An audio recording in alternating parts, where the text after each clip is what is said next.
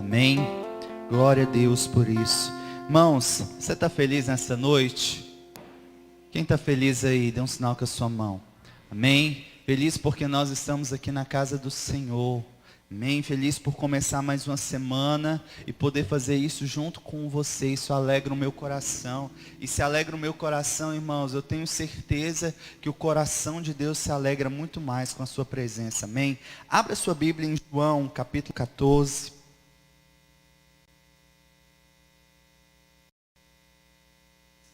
João, Evangelho de João, capítulo 14. Acompanhe conosco. Hoje nós queremos dar continuação a uma série de palavras. Hoje é a terceira. Nós falamos aqui durante esse mês sobre construirmos uma identidade no Senhor. Irmãos, nós temos ao mesmo tempo uma tríplice identidade. Se você não ouviu, se por alguma forma você não acompanhou, nós temos uma identidade de filhos. A Bíblia diz que a todos quanto receberam, João 1,12, deu-lhes o poder de serem chamados filhos de Deus. Se você recebeu o Senhor Jesus, Ele é seu filho. Aliás, se você recebeu o Senhor Jesus, Ele é de fato seu pai. Amém? Você tem uma identidade de filho. Nós também temos, falamos na semana passada, uma identidade de sacerdotes. Nosso chamado, irmãos, é sermos sacerdotes do Deus vivo. Ele nos chamou e Ele diz, o meu desejo é que vós sejam reinos de sacerdotes. O Senhor chamou cada um de nós para sermos sacerdotes. Ele não falou, eu quero uma igreja com sacerdotes, eu quero um povo com sacerdotes. Ele falou, eu quero um povo de sacerdotes. A palavra de Deus também vem falar para nós que temos uma identidade. A igreja do Senhor, ela tem uma identidade de noiva. O Senhor Jesus, Ele fez uma aliança, um compromisso conosco. Ele inclusive, nós vamos falar isso mais na palavra, Ele pagou o dote, Ele nos comprou. Nós somos noiva. Querido, e a palavra de Deus em Apocalipse vai culminar toda essa história, sabe, de romance e de busca pela sua noiva. Vai culminar com um casamento. A palavra do Senhor nos fala das bodas do Cordeiro. Bodas, irmãos, isso é casamento. O Senhor Jesus, Ele voltará para buscar quem? A sua igreja, que é a sua noiva, casamento. E esse texto de João, capítulo 14, fala exatamente sobre casamento. Eu quero que você olhe esse texto com outros olhos a partir de hoje. Talvez se você já leu João 14, você nunca pensou em casamento, mas hoje você vai ler pensando em casamento. Amém? João 14, verso 1, 2 e 3, que diz assim, não se turbe o vosso coração, credes em Deus, crede também em mim. Na casa de meu pai há muitas moradas. Se assim não fora, eu vos teria dito, pois vou preparar-vos lugar. E quando eu for e vos preparar lugar, voltarei e vos receberei para mim mesmo, para que onde eu estou, estejais vós também. Só até aí. Mas pastor, casamento, sim, irmãos. Eu quero lembrar vocês que o público de Jesus naquela época era 100% judeus. Irmãos, durante todo o ministério de Jesus, ele, uma única vez, ele saiu do território de Israel. Você vai encontrar essa saída de Jesus quando ele vai a Tiro Sidom, quando ele encontra aquela mulher cananeia, e aquela mulher fala, Senhor, sabe, eu não sou digna, mas até os cães, eles recebem das migalhas que caem na mesa. Eu não sou filha de Abraão, sabe, eu não sou realmente, eu não faço parte do povo, mas eu também recebo das migalhas. E Jesus, ele falou, olha, grande é a tua fé. Aquele foi o único momento onde Jesus, ele sai do território de Israel. Então, o público de Jesus era essencialmente judeu. Por que eu estou falando isso? Porque, irmãos, quando Jesus, ele fala essas palavras, aquele povo tinha na sua mente, né, o entendimento de uma cultura que eu e você não temos, e por isso não olhamos esse texto como casamento. eu quero falar um pouco sobre a cultura judaica de casamento, que é bem diferente da nossa. Na verdade, até hoje em Israel, a cultura também já mudou, mas eu quero falar sobre a cultura nos tempos de Jesus. Aliás, no tempo bíblico, porque antes de Jesus já acontecia isso, sobre o casamento. Quando o homem ia até a casa dos pais da noiva, pagavam um dote, celebravam um contrato. Havia um contrato que o noivo celebrava. A partir daquela celebração de contrato, a partir do dote que era pago ali para os pais, para a família da noiva, ele então comprava aquela mulher para si, ela se tornava noiva. Ali ainda não era o casamento. Sabe o que acontecia? O homem então, ele voltava para a casa do seu pai, e ali ele ia reivindicar a sua parte na herança. Ele ia reivindicar a sua porção de terra. Quando você lê Josué, você vai ver que eles conquistam Canaã, e que depois Josué ele começa a distribuir cada parcela de terra para cada tribo, as 12 tribos. Os levitas eles ficam com algumas cidades e as demais tribos recebem a sua parcela. E essas tribos, por sua vez, elas transferiam as suas parcelas para as famílias que compunham a tribo, cada tribo. Então, irmãos, quanto o noivo, quanto o homem ia realmente, e geralmente eram os pais que arranjavam, né, esses casamentos, eram os pais que já prometiam, que já buscavam uma noiva para o seu filho. Eles então pagavam um dote, compravam aquela mulher e voltavam para a casa do pai, e ia pegar parte da sua herança, iria construir, preparar a morada para receber a sua noiva, para então celebrar o casamento. Irmãos, isso aconteceu com Isaac, quanto Abraão, ele já estava velho, e ele falou para o seu servo, falou, olha, vai até lá na casa dos meus pais, e procura uma esposa para o meu filho. Ele encontra Rebeca, Eliezer, encontra Rebeca, e ele leva a Rebeca então até Isaac. Eles se avistam, existia muito isso, se você for ler a cultura judaica, era arranjado, mas existia um amor, eles se viram, eles tiveram aquele amor, né, à primeira vista, eles não casavam obrigados. Eu sei que talvez você já ouviu a história dos seus avós, bisavós, falando que era casamento arranjado, e muitas vezes era sem amor, era obrigado. Na cultura judaica, não. Por mais que era arranjado, por mais que os pais era que organizavam, os noivos, eles tinham que querer, tinham um mútuo acordo para aquilo acontecer. Era exatamente o momento onde eles celebravam esse contrato. O nome desse documento, no hebraico, era Ketubá. E esse documento, ele era celebrado logo depois que o noivo entregava o dote, o noivo assinava, a noiva assinava. Posteriormente, aquele documento, ele iria ser pregado lá na casa daquele casal. Iria ser colocado em uma parede que era sempre visível, para ficar à mostra, para ele sempre se lembrar dos seus direitos e dos seus deveres. E olha só que interessante, esse contrato, ele trazia mais direitos para a noiva do que para o noivo. Irmãos, naquela época, não casar para uma mulher era algo assim vergonhoso. Elas eram criadas para isso, elas desde cedo, os pais ali que tinham a filha, a mulher, né, que tinham uma filha, eles preparavam aquela mulher para o casamento.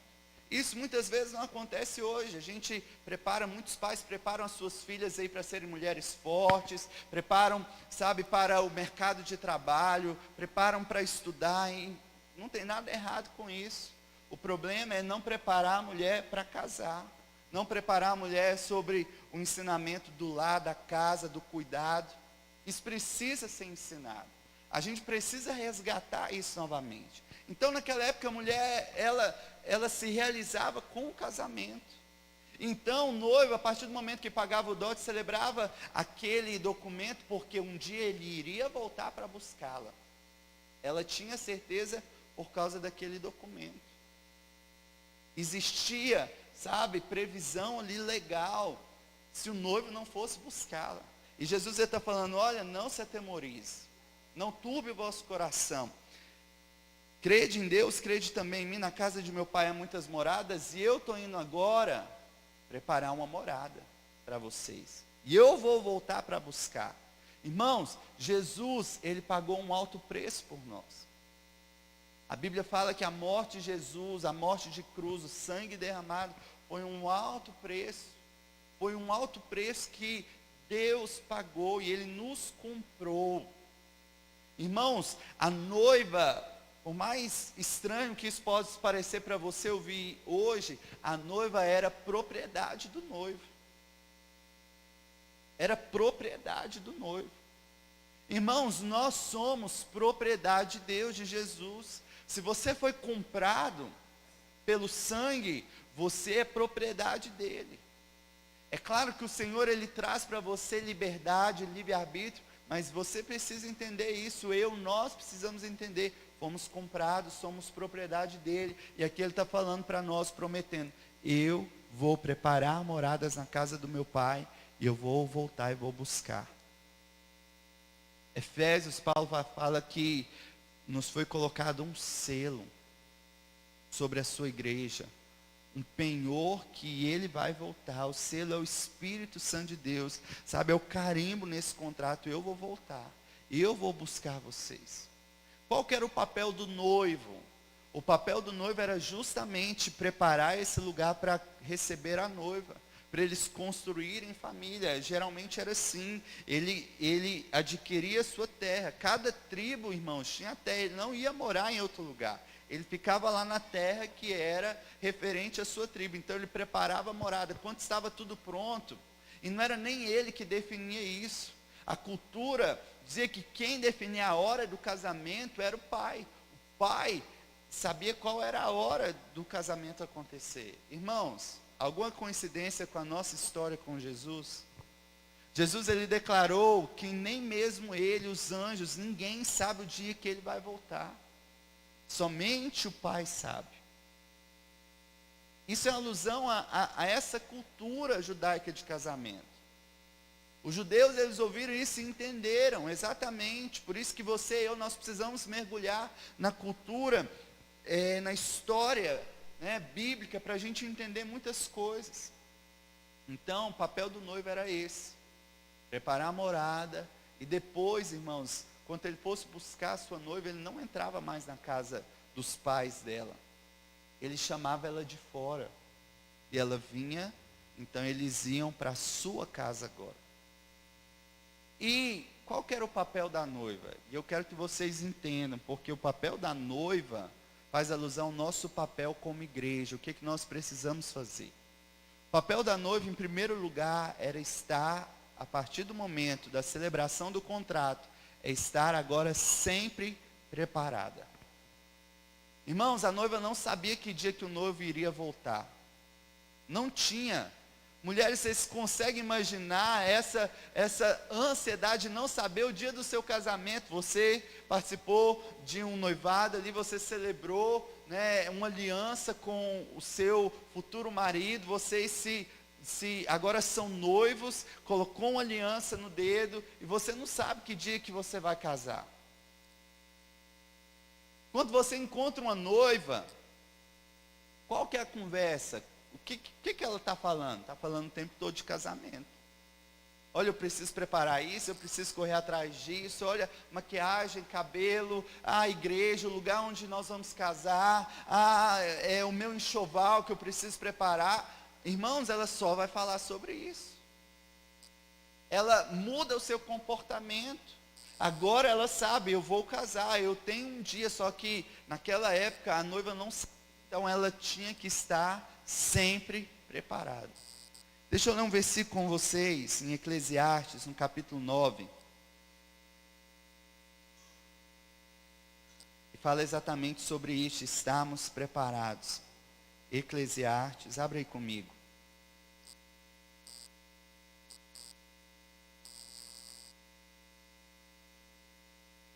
Eclesiastes, capítulo 9, versículo 8. Diz assim: em todo tempo sejam alvas as tuas vestes, e jamais falte o óleo sobre a tua cabeça. Em todo tempo sejam alvas as tuas vestes, e jamais falte o óleo sobre a sua cabeça. Irmãos, era essa a postura da noiva. Estava pesquisando e eu ouvi, né, um rabino trazendo uma explicação que a noiva, a partir do momento que ela celebrava o Ketubá, esse contrato, ela não mais usava nem mesmo camisola. Sabe, a roupa de dormir, o pijama, ela estava sempre preparada. Podia ser de dia, podia ser à noite, podia ser pela manhã, podia ser pela tarde. O noivo iria chamar e ela precisava estar pronta. Sabe, precisava estar com os cabelos arrumados, precisava estar perfumada, precisava estar adornada, porque o noivo a qualquer hora poderia chamá-la. Isso fala alguma coisa para vocês, mulheres? Sempre de quarentena, a gente tem que avisar quando a gente vai visitar ou entregar algo para alguém, que a gente até assusta. Ah, não estou saindo, não estou indo para o trabalho. Às vezes a pessoa ela acorda e dorme, nem trocou de roupa, fica o dia todo de pijama. Não, naquela época não podia fazer isso. A noiva não. Ela tinha que estar preparada. Estejam em todo tempo alvas as tuas vestes. Deixa eu perguntar algo para você, meu irmão. Você está preparado para o casamento? Você está preparado para se encontrar com Jesus? Hoje, se Ele te chamar, você está preparado? Você está preparada para isso?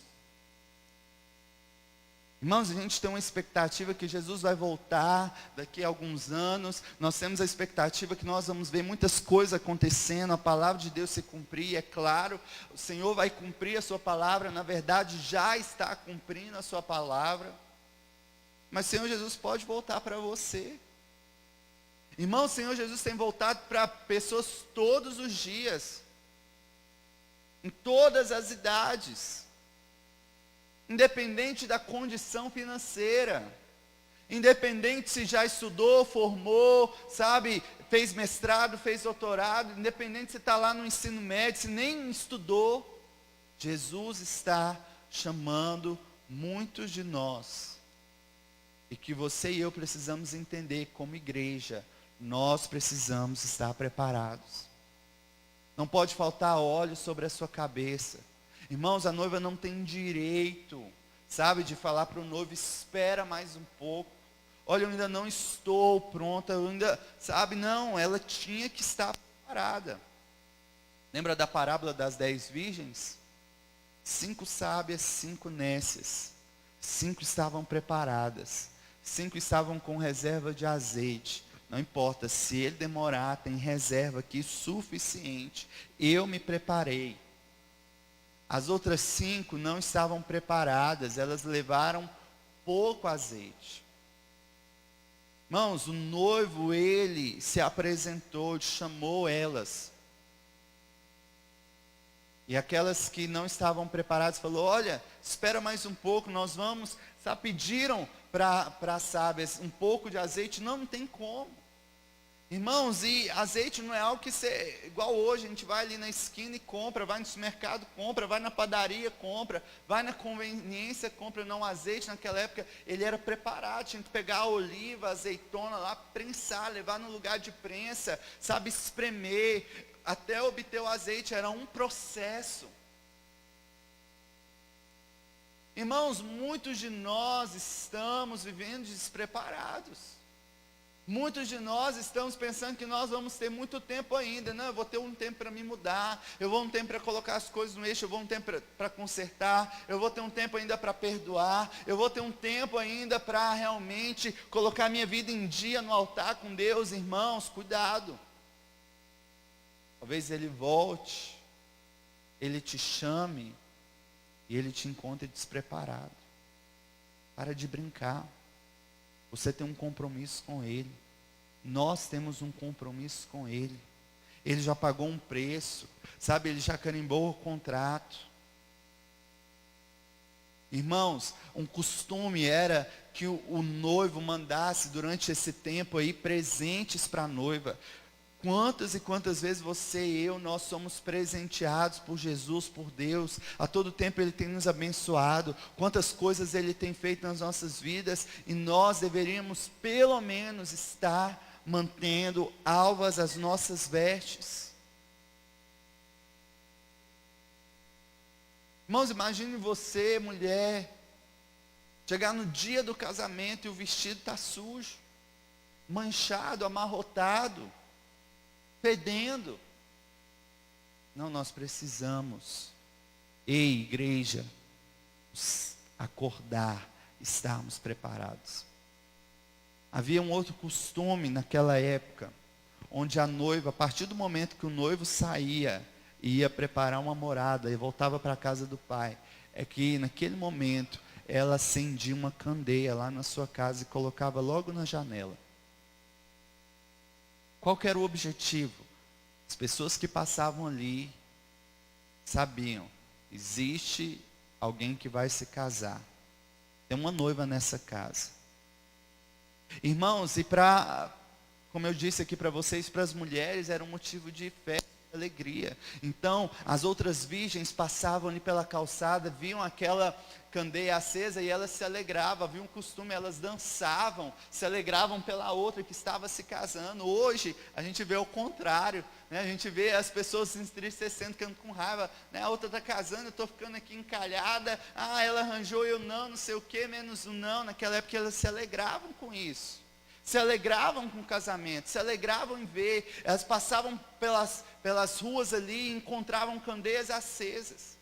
E quem tinha a responsabilidade de manter aquela candeia acesa o tempo todo era a noiva. Não era a família da noiva, não era o pai da noiva, não era a mãe da noiva, não eram os irmãos, não era ninguém, não eram os empregados da casa. Era a noiva que mantinha a candeia acesa, era uma responsabilidade dela. Irmãos, a palavra fala, todas as vezes que fala sobre candeia, sobre luz, está falando sobre o Espírito Santo.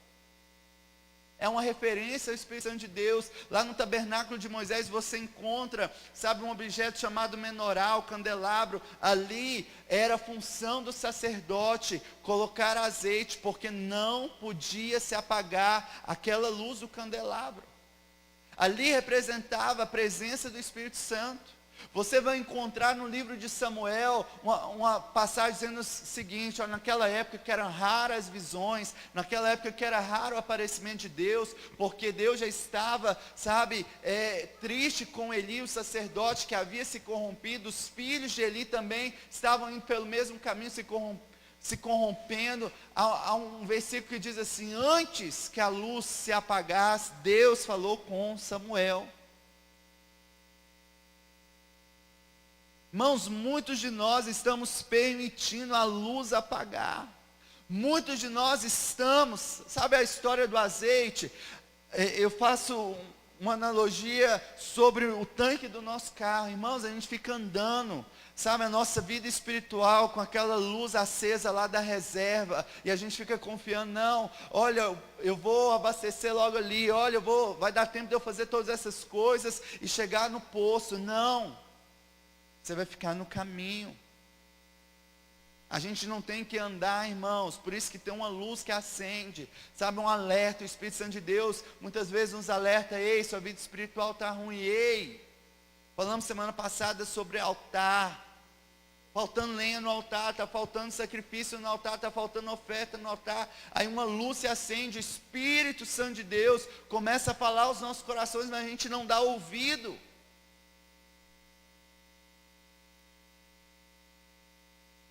As coisas estão ruins e a gente deixa continuar a ficar ruim, não. Tem um texto em Lucas, no capítulo 2, que fala uma história de uma mulher. E essa história, irmãos, realmente ela me constrange. Lucas 2, deixa eu ler aqui com vocês. Se você não quiser abrir, só ouça. Lucas 2, versículo 36. A palavra de Deus diz o seguinte: havia uma profetisa chamada Ana, filha de Fanuel, da tribo de Aser, avançada em dias, que vivera com seu marido 7 anos, desde que se casara, e que era viúva de 84 anos. Essa não deixava o templo, Noite e dia ela adorava, fazia jejuns e orações. E chegando naquela hora, dava graças a Deus e falava a respeito do menino a todos que esperavam a redenção de Jerusalém. Irmãos, essa mulher, Ana, ela tinha se casado, seu casamento durou 7 anos, ficou viúva. Ela não retomou a sua vida, ela não procurou se casar novamente, ela tinha esse direito, né? Se ela quisesse casar novamente, mas ela abre mão da sua vida, ela abre mão de sonhos, ela abre mão de planos, ela vai para o templo. E a Bíblia diz que dia e noite ela permanece ali, adorando a Deus, jejuando, orando. Irmãos, ela queria contemplar, sabe, a respeito do cumprimento de uma promessa. Ela queria ver o menino Jesus, o Messias, o Redentor de Israel, o Redentor de Jerusalém. E ela permanece ali. Irmãos, o Senhor, Ele está chamando, sabe, pessoas que vão permanecer dia e noite. Existe, irmãos, em todo mundo um movimento de adoração, de oração, de casas de oração. Irmãos, isso é um cumprimento da palavra. Sabe, porque Jesus está voltando e Ele está despertando a sua noiva, sabe a quê? A manter a candeia acesa. Sabe o que isso também fala para nós, irmãos? Muitas pessoas passam pela nossa vida e não enxergam uma luz, não enxergam a candeia acesa. Sabe o que Jesus falou para mim e para você? Nós somos a luz do mundo. Irmãos, as pessoas passam pela sua vida, elas veem essa luz, elas veem o Espírito Santo, elas veem a presença de Deus. As pessoas passam pela calçada da sua casa e elas conseguem de alguma forma admirar algo diferente lá na sua casa. Os seus vizinhos, irmãos, eles conseguem ouvir a sua adoração, o seu louvor, o seu culto doméstico. Ou será que eles ouvem o barulho que sai da sua casa é apenas de briga, apenas de palavrão, de gritaria, de discussão? Ou do futebol, sabe, ou do videogame, sei lá. Será, irmãos, que as pessoas que passam pela nossa vida estão vendo? Sabe o que essa mulher ela se comprometeu a fazer? Ela estava ali falando a respeito do menino a todos os que esperavam a redenção de Jerusalém. Ela estava mantendo a candeia acesa. Igreja, nós precisamos manter a candeia acesa. Você, eu, isso é uma responsabilidade nossa, amém? Você crê que isso é uma responsabilidade sua? Amém, irmãos? Está aí, está vivo, você crê, é uma responsabilidade sua. É um dever seu, manter acesa a candeia, se tornar luz em meio às trevas. Nós precisamos resgatar isso, irmãos. Uma mulher, Lucas 15, capítulo das perdas. A ovelha que se perdeu, o filho que se perdeu, a dracma que se perdeu. A mulher, ela perde a dracma, ela acende a candeia, e ela começa a varrer a casa até ela encontrar. Irmãos, nós precisamos acender a candeia, sabe por quê? Porque o Espírito Santo de Deus vai nos ajudar a entender compromissos, responsabilidades, atitudes que nós perdemos e que precisamos resgatar, porque somos noiva, porque estamos comprometidos, porque vamos nos encontrar com Ele. Ele virá para nos buscar. Ele fala, olha, não se atemorize, não turbe o seu coração. Ele está confortando os discípulos ali. Assim como o noivo volta para buscar a noiva, ele está falando, eu vou voltar para buscar vocês. Precisamos manter a candeia acesa. Eu quero ler um último texto com vocês.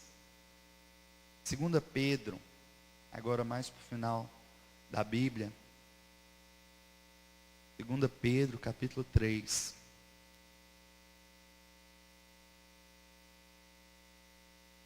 Segunda Pedro,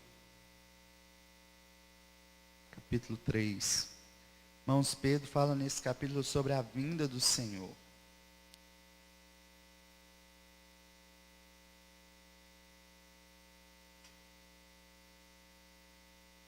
Vamos ler a partir do verso 11. Depois você pode ler todo o capítulo na sua casa, para a gente abreviar nosso tempo. Nós vamos ler só a partir do 11. Visto que todas essas coisas hão de ser assim desfeitas, está falando sobre a volta de Jesus, deveis ser tais como os que vivem em santo procedimento e piedade, esperando e apressando a vinda do dia de Deus, por causa do qual os céus incendiados serão desfeitos e os elementos abrasados se derreterão. Verso 14. Por essa razão, pois, amados, esperando essas coisas, empenhai-vos por ser desachados por ele em paz, sem mácula e irrepreensíveis. Irmãos, eu e você como igreja, nós não devemos apenas estar preparados, manter a candeia acesa, esperando ele. Pedro está falando aqui que nós precisamos não só esperar, mas apressar a sua vinda. Apressar, como? Criando um ambiente para que ele venha. Irmãos, chamando ele. Sabe quanto a noiva liga para o noivo? Eles estão um casamento marcado, ela começa a falar, olha que saudade que eu já estou de você, eu não vejo a hora de nós estarmos juntos, eu não vejo a hora da gente morar no mesmo lugar, não vejo a hora da gente criar a nossa família, ter os nossos filhos, sabe, viver a nossa vida. Irmãos, muitos de nós acham que se Jesus voltar, vai atrapalhar os nossos planos. Olha, Jesus, sei que o Senhor está voltando, mas olha, eu quero ainda conhecer a Europa, eu quero ainda ir lá nos Estados Unidos, olha, eu tenho planos, olha, eu quero formar, eu quero, sabe, conseguir o meu mestrado, eu quero ser realizado na minha vida acadêmica, não, olha, eu quero ainda ter a minha casa própria, eu quero ainda conquistar um salário dos meus sonhos, eu quero isso, eu quero aquilo outro. Tem alguns que falam, olha, eu quero casar, outros eu quero ter filhos, outros eu quero ter uma empresa, e a gente começa, irmãos, a colocar tantos planos, e começa de alguma forma a falar, se o Senhor Jesus voltar agora, Ele vai atrapalhar tudo. Ele vai atrapalhar tudo. Irmãos, tem muitos planos pessoais, individuais, que no momento que a gente casa, a gente tem que abrir mão. Que não são coerentes. Alguns talvez a gente pode viver juntos, mas tem alguns que não são coerentes. E que a gente precisa começar a abrir mão.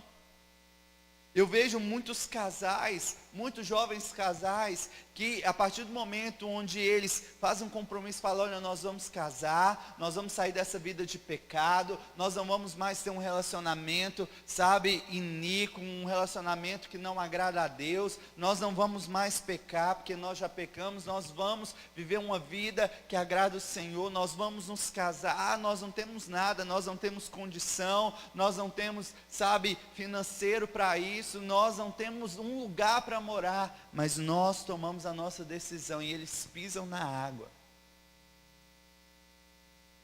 E o Senhor começa a agir.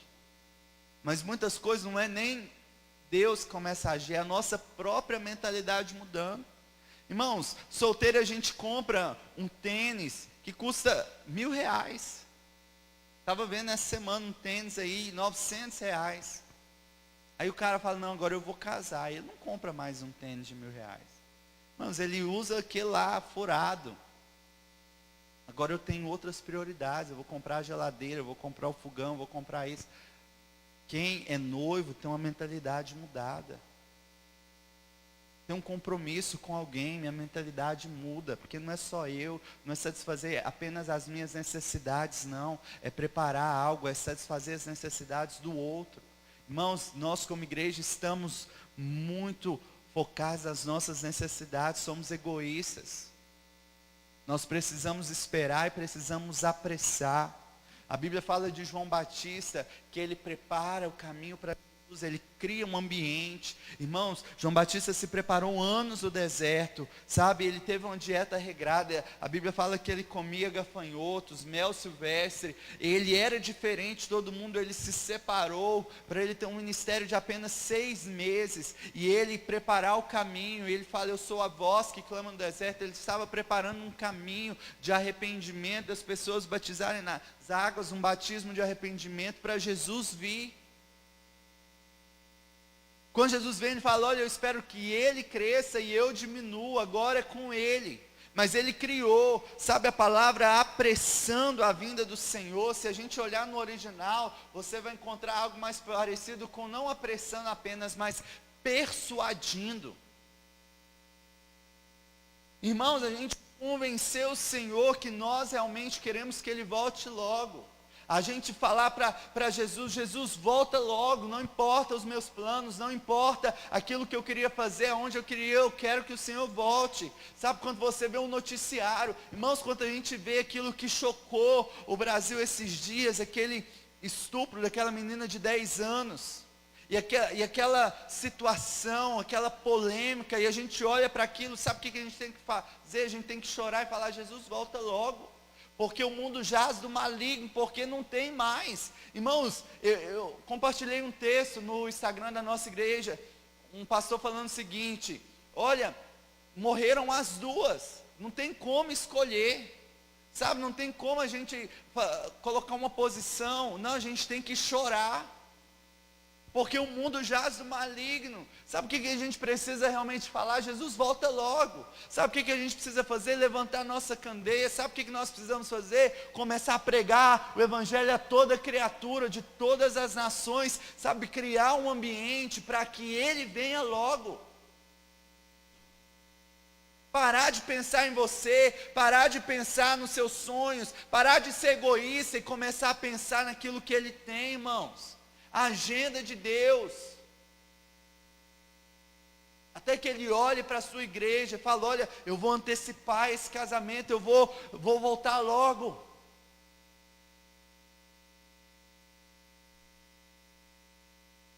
Versículo 9 de 2 Pedro 3, diz assim, não retarda o Senhor a sua promessa, como alguns a julgam demorada, pelo contrário, ele é longânimo para convosco, não querendo que nenhum pereça, senão que todos cheguem ao arrependimento. Irmãos, sabe por que Jesus ainda não voltou para nós? Porque ele é longânimo. Ele não quer que nenhum de nós pereça. O Senhor Jesus, ele olha para a sua igreja hoje, ele encontra uma igreja despreparada. Ele olha para a sua igreja, encontra uma igreja com a candeia apagada. Ele olha para a sua igreja, encontra uma igreja que está, até falando que está esperando ele voltar, mas que não está criando nenhum ambiente, apressando para que ele volte. E porque ele é longânimo, muita gente fala, Jesus está demorando. Não, irmãos, ele tem sido longânimo para conosco. Ele não quer, ei, olha aqui para mim, presta atenção. Ele não quer que você pereça. Ele não quer que você, antes ele quer que todos cheguem ao arrependimento. O que é arrependimento? Mudança de pensamento, mudança de atitude, conversão. Eu sempre conto essa história aqui, quando você vai para Brasília, você passa ali pela ponte, não sei se é córrego ou rio agora, arrependido. Sabe por que aquele rio tem aquele nome? Porque ele nasce no estado de Minas Gerais, o curso das suas águas vai até o estado do Goiás, depois ele volta. Ele não acaba, ele não morre lá no estado do Goiás, ele volta para Minas Gerais. Arrependido, ele mudou a rota, mudou o curso. Senhor, ele está sendo longânimo porque ele quer que você e eu, nós venhamos mudar a nossa rota, o nosso curso, porque do jeito que nós estamos, nós não estamos tendo um papel de noiva. Nós não estamos honrando o nosso compromisso com ele. Você precisa mudar. Eu preciso mudar. Nós precisamos falar, desperta, igreja. Paulo, ele fala lá em Efésios, desperta tu que dormes. Deixa eu te falar, você vai se encontrar com ele. Eu vou me encontrar com ele. Cada um de nós vamos nos encontrar com o Senhor Jesus. Se prepare para isso. Acenda a sua candeia. Para de ficar lambendo ferida. Para de ficar pensando em coisas que, sabe, não tem nada a ver com o reino de Deus, com o propósito de Deus, com a eternidade. A gente fica tão apegado a picuinhas, a gente fica tão apegado a situações nessa terra. Ei, a nossa morada não é aqui, Ele está preparando uma morada para nós, amém? Não, acho que você não entendeu, só a Angelita entendeu. A sua morada não é aqui. Não vou falar de novo. A sua morada não é aqui. Amém? Deus está preparando uma morada para você. Aplauda o Senhor, irmãos.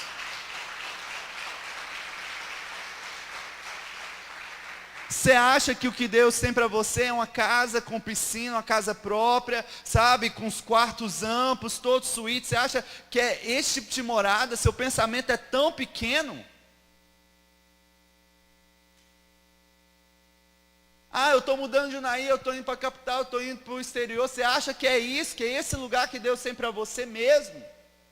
Não, irmãos. Ele está preparando uma morada para nós. Ele está preparando uma morada para mim e para você. Nós precisamos ansiar com isso, pensar nisso, querer isso. Apressar a volta de Jesus, amém? Se coloque de pé nessa noite.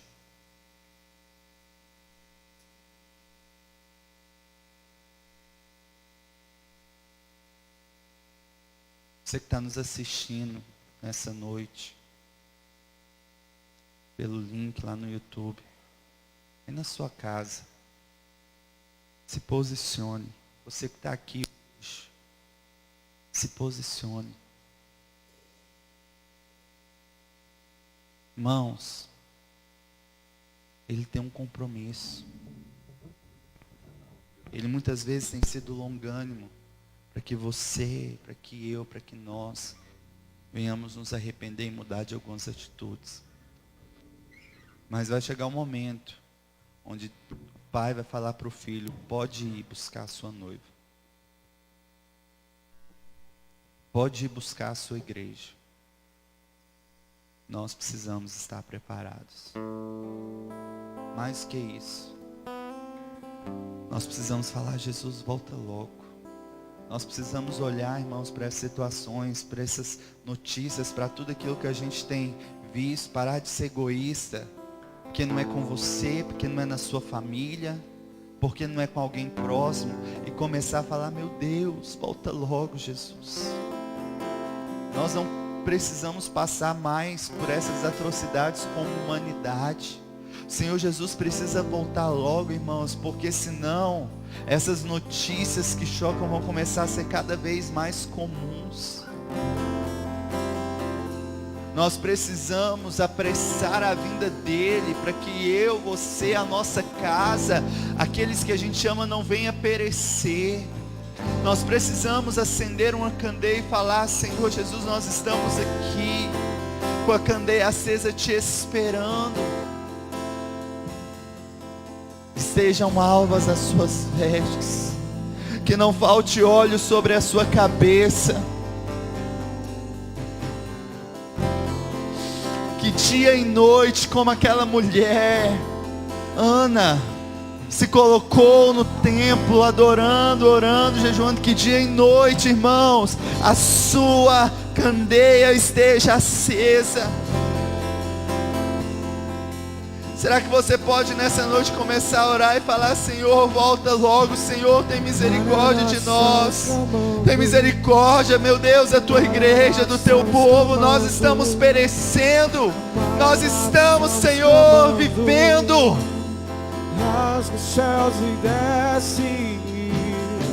tanta destruição, nós estamos vivendo tantas mortes.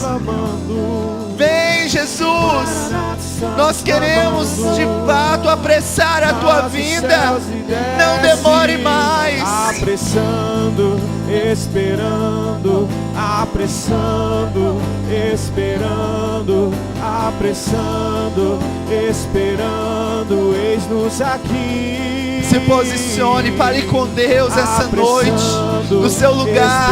Fala assim: eu não tenho estado preparado, mas a partir de hoje eu tomo a decisão de permanecer preparado. Eu tomo a decisão, Senhor, de fato, de ter um procedimento santo.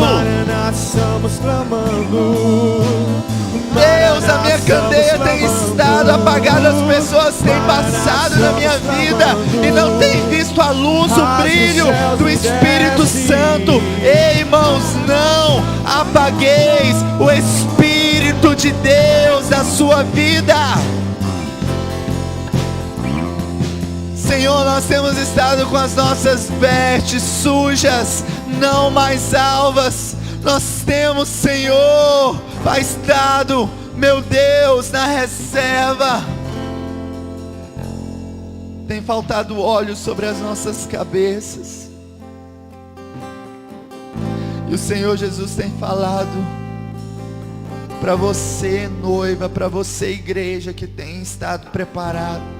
Para você que tem procurado todos os dias. Eu sei que você e eu, nós falhamos na nossa caminhada, mas nós levantamos novamente, nós acendemos a candeia novamente, nós nos limpamos novamente, nós buscamos o óleo, o azeite novamente. Ele está falando para você: ei, não se turbe o vosso coração, ei, não perca a esperança, ei, não perca a fé, ei, não perca nos seus olhos, não perca de vista a palavra que eu vou voltar para buscar. Eu estou preparando uma morada melhor, eu estou preparando um lugar melhor, eu estou preparando algo muito melhor, algo que nem olhos viram, algo que nem ouvidos ouviram, algo que nem jamais penetrou em coração humano. É o que Deus tem preparado, mas eu preciso estar também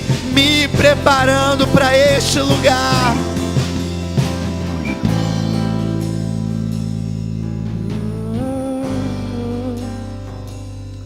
Será que nós podemos levantar as nossas mãos?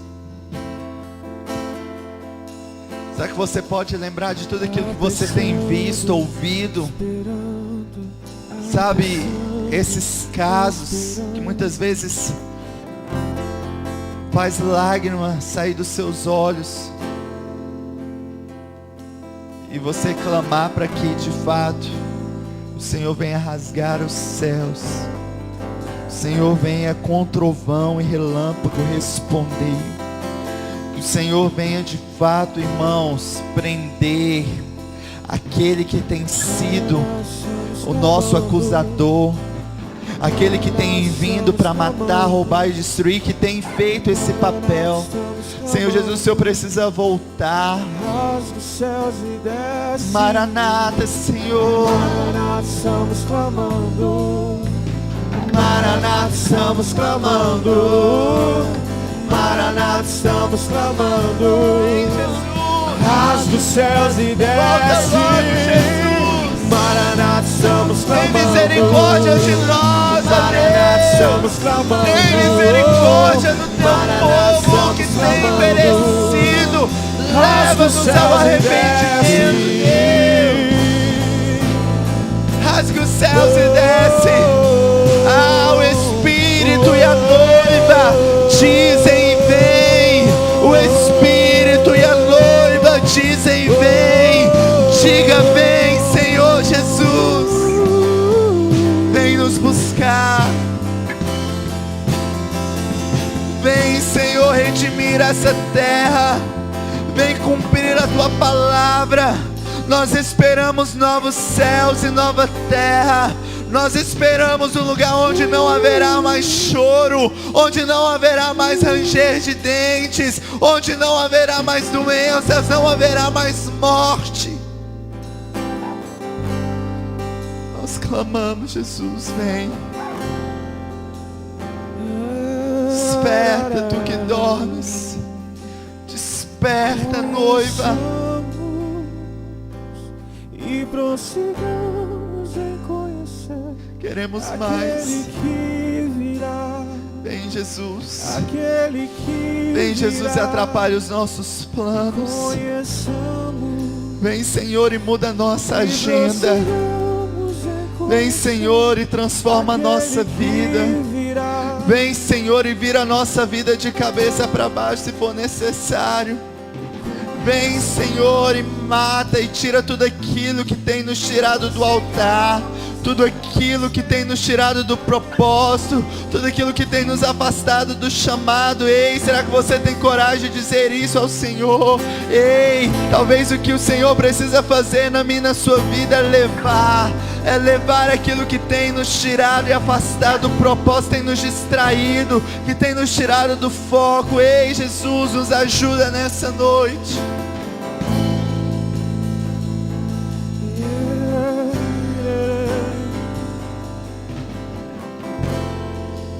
Nós clamamos ao Senhor para que o Senhor venha nessa noite. Nós clamamos para que o Senhor desperte a tua igreja. Nós clamamos, Senhor, que de forma individual Teu Espírito Santo nos convença acerca daquilo que nós precisamos de fato mudar nas nossas vidas. Nós clamamos de fato para que as nossas candeias permaneçam acesas. Nós clamamos de fato, meu Deus, para que o Senhor apresse em vir, para que o Senhor apresse em vir. Nós estamos te esperando, nós estamos te esperando, ó amado das nossas almas.